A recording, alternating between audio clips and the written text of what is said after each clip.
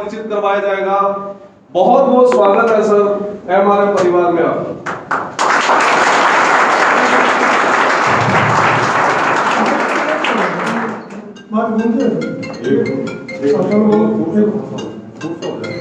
आदरणीय राजाराम जी, राकेश जी, मेरे तमाम साथी, प्यारे बच्चों, अध्यापकगण, हम आपको पता है देश में 93 दिन से एक बड़ा किसान आंदोलन चल रहा है और उसका उद्देश्य है जो पूंजीवाद, जिस तरह से अमेरिका और यूरोप में एग्रीकल्चर के मॉडल है, 1-1 लाख हेक्टेयर का किसान है वहां पर, आम किसान को इन नीतियों में वहां पे कृषि मजदूर या इंडस्ट्रियल लेबर के रूप में कन्वर्ट कर दिया और वहां गांव से लोगों का पलायन हो गया। इस 80% लोगों की आबादी वहां शहरों में रहती है, 20% लोग केवल देहात में है। हमारे यहाँ इसका उल्टा है। आज वही मॉडल ये बनाना चाहते हैं कि गांव से खेती से लोगों को निकाल के शहर में जो कारखाने उनमें मजदूरी के लिए ले जाए, शिफ्ट कर दिया जाए। ये बेसिक जो कंसेप्ट है यूरोपियन कंसेप्ट है और हमारा ये मानना है कि 135 करोड़ का देश है। यूरोप में ये संभव हो सकता, यूरोप के लिए बहुत आसान है क्योंकि 2-2, 4-4 करोड़ की आबादी के वो देश हैं, क्षेत्रफल बहुत है। हमारे यहाँ इतनी बड़ी आबादी है, हमको अगर माइग्रेशन होता हमारे अगर 80-20 का रेशो आता तो देहात में 20% आदमी बचने का मतलब 20 करोड़ केवल देहात में बचेंगे और 100 करोड़ शहर की तरफ जाएंगे और शहर में जाके जो गांव का जो किसान मजदूर बन के जाएगा वो कोई कोठी में नहीं रहेगा, किसी स्लम में रहेगा, झुग्गी झोपड़ी डाल के रहेगा। ये कॉन्सेप्ट है उनका, ये सोच है। गांधी कहते थे ग्राम विकास की बात, चरण सिंह ने हमेशा वही कॉन्सेप्ट दिया था कि हिंदुस्तान की डेवलपमेंट जो है वो गांव के डेवलपमेंट के साथ होगी। लेकिन ये विडंबना, जो भी सरकार आई है उसने गांव को इग्नोर करके शहरीकरण को बढ़ावा दिया।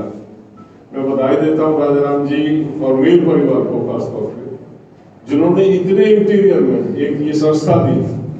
कंपटीशन में आने के लिए एजुकेशन की आवश्यकता होती है, जो बेस है, जो नींव का पत्थर है वो एजुकेशन होती है और ये कल्पना भी हम नहीं कर सकते कि इतने इंटीरियर में इतनी सुंदर संस्था हो सकती है। आके देखा तो उसका इसी कड़ी में प्रयास है पलायन को रोकने का। घर से बच्चे तो जाते हैं, काम के लिए जाते हैं, लेकिन रूट नहीं काटते हैं। ये गए आज भी ये रूट से जुड़े हुए हैं, इनको आवश्यकता नहीं है यहाँ लौटने की, लेकिन क्योंकि इनके रूट यहाँ, ऐसी संस्थाओं का मकसद भी है कि रूट से जुड़े रहे, मिक्स हमारा, हम आगे बढ़े, सर्विसेज में जाएं, देश के विकास में अपना योगदान दें, लेकिन रूट्स को इंटैक्ट रखें। जो करेक्टर है हिंदुस्तान का कि हिंदुस्तान गांव में बसता, ये लड़ाई हम उसी के लिए लड़ रहे हैं। हमारा निरंतर संघर्ष भी है और भी हमारी इश्यूज हैं, हम राकेश जी बताएंगे आपको। हम लड़ते हैं जो जिस तरह का एग्रीकल्चर मॉडल है वो हमारे देश का, हमारा ट्रेडिशनल मॉडल नहीं है। एक इंग्लिश राइटर की 1940 की लिखी हुई एक किताब है, उसमें उसने कहा कि हिंदुस्तान के फार्मर से बेस्ट कोई फार्मर नहीं है। हिंदुस्तान का फार्मर जो है इतना परफेक्ट है, वो जानता है खेती करना। हम अपने ट्रेडिशनल नॉलेज को छोड़ के हमने यूरोपियन मॉडल को फॉलो किया, उससे हमारे सॉइल और वाटर में कंटेमिनेशन हो रहा है प्रति वर्ष। निरंतर वो जहर जो हम डाल रहे खेतों में वो नीचे की तरफ जा रहा, जमीन खराब हो रही है, पानी खराब हो रहा है। हमारी मूवमेंट का हिस्सा हम निरंतर 20 साल से हमारा संगठन इस पे किसान को जाके एजुकेट करता और विकल्प हमारे पास नया कुछ नहीं है। हमारे पूर्वजों ने किस तरह से हजारों साल इस जमीन को जो है इसकी फर्टिलिटी को मेंटेन किया, पानी को बचाया और किस तरह से यहाँ तक हम पहुंचे, वो जर्नी ही सस्टेनेबल जर्नी है।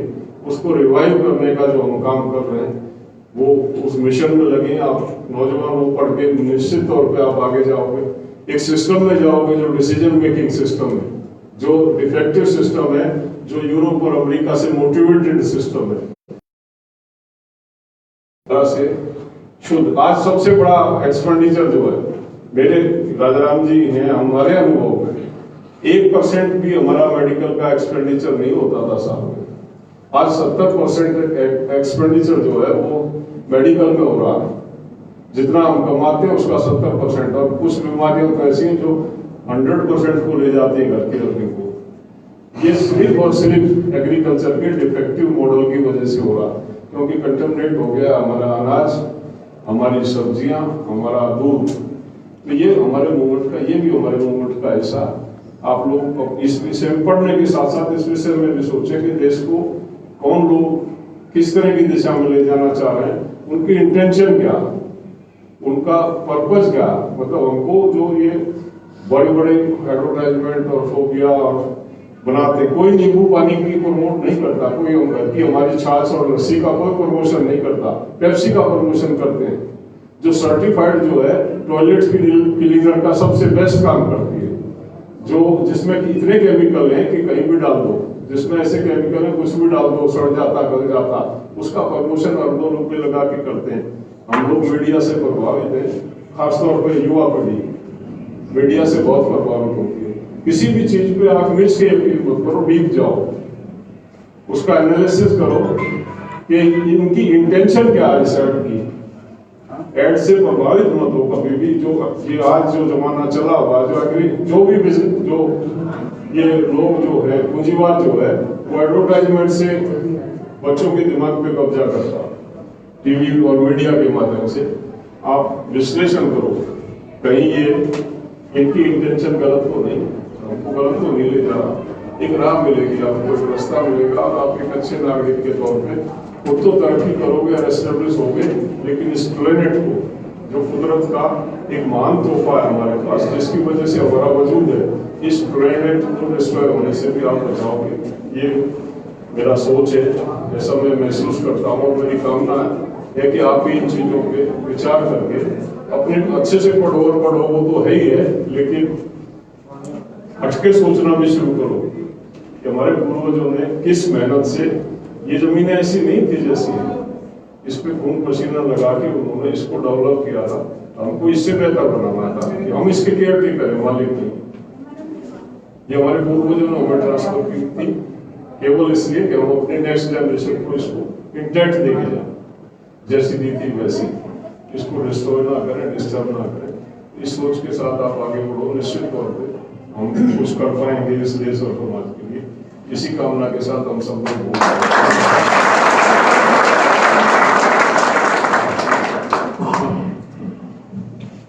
आज यहाँ बच्चों के साथ में आए होके आपके इसमें कॉलेज में, और ठीक लगा। धन्यवाद हम राजा राम जी का, जो परिवार का लगते हैं कि इंटीरियर में उन्होंने इस तरह की संस्थाएं खड़ी करी।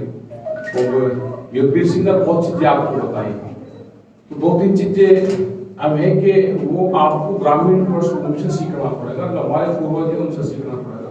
वो खान पीन पे है, रीजनल और सीजनल दो चीजें हैं, उनको अगर आप ध्यान रखोगे तो आपका स्वास्थ्य ठीक रहेगा। जिस रीजन में हम रहते हैं वहाँ पे क्या चीज पैदा होती है, हम उसी का ज्यादा इस्तेमाल करें। और सीजनल, जिस सीजन में हमको क्या चीज खानी है, अब वो नहीं आपको कोई बताता। जैसे टेम्परेचर हो गया हमारा 40 डिग्री, हम पालक, गोभी, गाजर का इस्तेमाल कर रहे हैं, सर्दी की चीजें हैं। तो ये जो हमारे पूर्वज है, जो हमारे गाँव में अभी भी हमारे दादा दादी है, उनसे आप सीख लो, तो उससे बीमारी बहुत कम होगी। अब जैसे युद्धवीर सिंह ने भी बताया कि कोल्ड ड्रिंक का इस्तेमाल आप करोगे तो उसका नुकसान होता है। आप जो नेचुरल चीजें हैं उसका आप इस्तेमाल करोगे तो स्वास्थ्य ठीक रहेगा। और जो और लड़ाई है वो हम लड़ी रहे हैं कि एग्रीकल्चर बचेगी तो देश बचेगा। और पर्यावरण का एक बड़ा सब्जेक्ट है।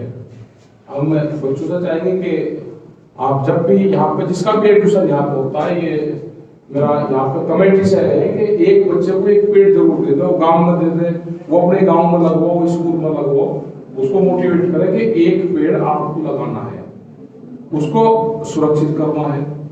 तो जंगल हमारे खड़े हो जाएंगे, बरसात होगी, अनाज ज्यादा उत्पादन होगा हमारे यहाँ पे। तो यही चीजें हैं, आप पढ़ाई पर ध्यान दो। दूसरी लैंग्वेज भी हमको, जो बाहरी लैंग्वेज है उसको भी हमको सीखना चाहिए। और आपस में एक कंपटीशन आप करें, इंटरव्यू करवाओ। जैसे नौकरी पर जाते हैं तो उनका इंटरव्यू यहीं से शुरुआत करवा सकते हो। एक बच्चों का इंटरव्यू होगा, एक इस तरह का टीचर वो लगा दो, एक कमेटी बना दो, आप बच्चों से इंटरव्यू करो, तो इनकी झिझक खुल जाएगी। जब ये बाहर जाएंगे इंटरव्यू करने तो इनको पता चल जाएगा कि इंटरव्यू कैसे होता है। तो ये चीजें एक पहल हो सकती है। तो ठीक है सर, बच्चे पढ़ो और अपना ध्यान दो, खान पीन पे जरूर आप ध्यान दो कि आपको क्या खाना चाहिए, उस पर भी आप ध्यान दो, स्वस्थ रहो और पढ़ाई का ध्यान लगाओ। धन्यवाद। जय हिंद, जय भारत। बधाई देता हूँ कि